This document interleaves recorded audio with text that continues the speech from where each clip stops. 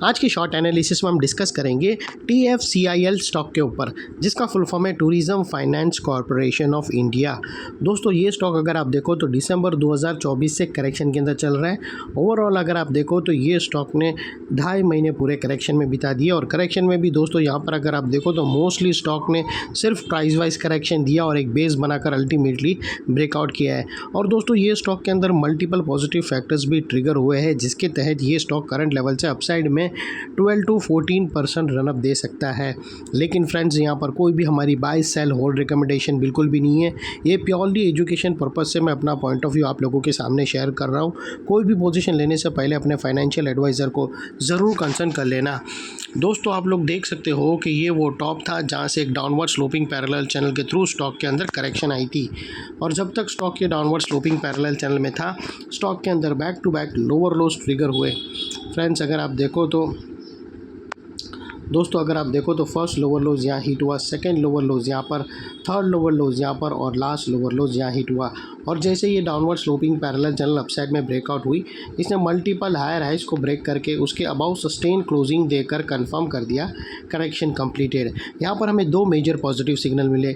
Downward sloping parallel channel पहले upside में breakout हुई, सेकेंडली इसके जो लोअर लोज थे वो हायर हाइज में शिफ्ट हुए क्लोजिंग बेसिस पे, जो हमें कंफर्म करता है कि स्टॉक के अंदर करेक्शन कंप्लीटेड। ट्रेंड इसका चेंज हो चुका है, करेक्शन का ट्रेंड बाई साइड की तरफ शिफ्ट हो चुका है एज लॉन्ग एज इसके लोअर लोज प्रोटेक्टेड है। अगर दोस्तों इसके लोअर लोज थ्रेट हुए क्लोजिंग बेसिस पे तो ये स्टॉक फिर से डाउनसाइड करेक्शन रिज्यूम कर सकता है। और दोस्तों बात कर लेते हैं यहाँ पर डाइवर्शन की। तो फ्रेंड्स अगर आप MACD डालकर चेक करो तो आपको यहाँ पर क्लियरली पॉजिटिव डाइवर्शन विटनेस होगा। प्राइस एक्शन के जो लोअर लो स्विंग अगर आप देखो तो यहाँ से वो कंटिन्यूसली डाउन साइड की तरफ टिल्ट हुए हैं। वही दोस्तों MACD की ऑसिलेशन देखो तो अपसाइड में टिल्ट होकर यहाँ से हमें ब्रेकआउट मिल रहा है, जो एक अपसाइड मोमेंटम पंप कर सकता है स्टॉक के अंदर। और फाइनली दोस्तों बात कर लेते हैं यहाँ पर चार्ट पैटर्न की। तो दोस्तों अगर आप देखो तो यहाँ पर हमें क्लियरली एक रेंज ब्रेकआउट होते हुए विटनेस होती है। लेकिन दोस्तों यहाँ पर याद रखना, रेंज तो ब्रेकआउट हो चुकी है, लेकिन रेंज के बाद दोस्तों यहाँ पर इमीडिएट रेजिस्टेंस है, जो दोस्तों ये इमीडिएट रेजिस्टेंस जो होता है वो एक्चुअल में दोस्तों ब्रेकआउट को फेल भी कर सकता है। तो वो हम फेल ब्रेकआउट के ट्रैप में फंस ना जाए। अपने फेल ब्रेकआउट को सेफगार्ड करने के लिए दोस्तों, ब्रेकआउट को सेफगार्ड करने के लिए हम यहाँ पर डबल नेकलाइन लेकर चलेंगे। तो 155 के ऊपर अगर, और आप लोगों को प्रीवियसली बहुत सारे वीडियो में प्रूफ भी करके बताया था हूँ कि कैसे ये डबल नेकलाइन एक बहुत बड़ा वरदान साबित होता है। दोस्तों जब भी मोस्टली अगर आप देखो तो दोस्तों 60 से 70% जो पैटर्न फेल ब्रेकआउट हो जाता है उसका दोस्तों कारण मोटा मोटी अगर आप देखो तो ब्रेकआउट के बाद एक इमीडिएट रेजिस्टेंस। तो यहाँ पर भी दोस्तों ब्रेकआउट के बाद हमें एक इमीडिएट रेजिस्टेंस मिल रहा है, इसको भी हम नेकलाइन मानकर ही चलेंगे। उसके ऊपर क्लोजिंग देगा फिर ही दोस्तों हम यहाँ पर एंट्री ट्रिगर करेंगे अपने एडवाइज़र को पूछकर। उसके बाद स्टॉक में अंदर जो अपसाइड में 12 से 14% का मूव आ सकता है, जो स्टॉक को अपसाइड में 175 रुपीज़ तक का टारगेट दे सकता है फ्रेंड्स।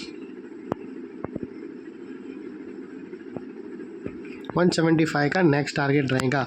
और दोस्तों यहाँ पर उसके बाद आप स्टॉप लॉस जो भी रोक रहो अपने एडवाइज़र को पूछ कर रखना है, लेकिन इतना मेक श्योर करना कि आपका risk to reward ratio at least 1:2 या मिनिमम 1:1.5 रहना चाहिए।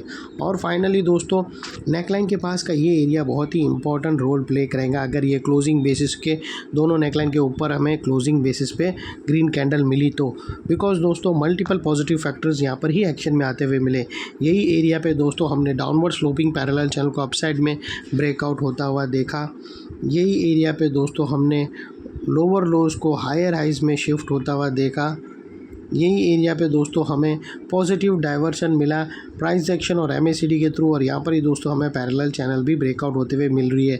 तो वो लिहाज से दोस्तों नेकलाइन का ये एरिया जो अभी तक एक रेजिस्टेंस है, अगर क्लोजिंग बेसिस के अगर ये नेकलाइन के ऊपर क्लोजिंग मिली तो दोस्तों फिर ये एरिया एक इम्पॉर्टेंट सपोर्ट बनकर ट्रिगर होगा। और इतने बड़े स्ट्रॉन्ग सपोर्ट के नीचे फिर क्लोजिंग बेसिस पे स्टॉप लॉस रहना चाहिए, जो आसानी से ट्रिगर ना हो। और अगर ट्रिगर हो जाता है तो उसको सिंसियरली स्टॉप लॉस देकर ट्रेड को वाइंड अप कर देना चाहिए। ये थी एनालिसिस फ्रेंड्स। अच्छी लगी तो प्लीज़ चैनल को लाइक शेयर सब्सक्राइब ज़रूर करना। Thank you. जय हिंद।